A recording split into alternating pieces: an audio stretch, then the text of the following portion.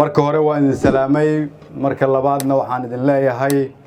waxaan idin kugu hambaleynayaa maalinta calanka waxaan idin leeyahay hambaliyo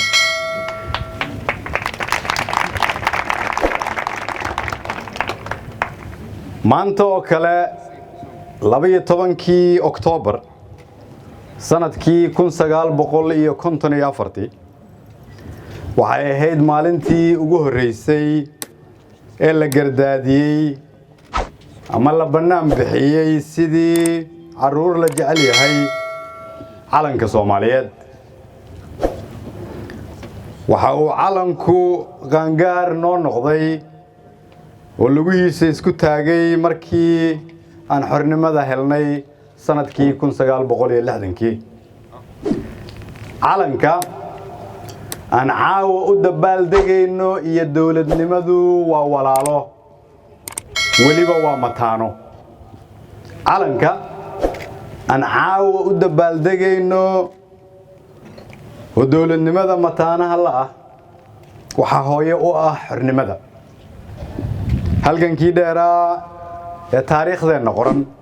laga soo bilaabo Axmed Gurey ujeedadiisu waxay ahayd inay Soomaaliya dawlad noqoto haddii marka aad maqasho ama taariikhda ka maqasho gobonnimo ama xornimo midnimo calan iyo hashi mandeeq intaba waxa loola jeedaa dawladnimada Soomaaliyeed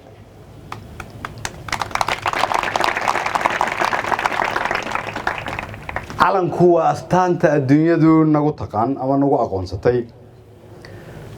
waa astaanta ay adduunyadu ku aqbashay inaan nahay qaran jira oo madax bannaan inaan nahay dawlad inaan leenahay dad madax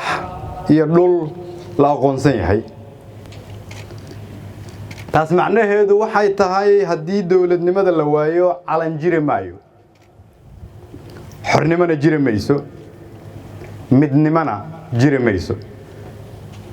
calanka dawladnimada isaga dhalay laakiin dawladnimada ayaa lagu ilaaliyaa calanka waayo calanku dawlad la'aan ma jiri karo macnuhu waxay tahay marka calankaas iyo dawladnimada ayaa isku dhex jira calankaas aad u jeedaan oo quruxda badan ma ahan mara caadi ah macna weyn ayuu ku fadhiyaa waxa uu taagan yahay xornimadeena waxa kale uu taagan yahay midnimadeena Soomaalinimo wax kasta oo aan u baahanahay sida daraadeed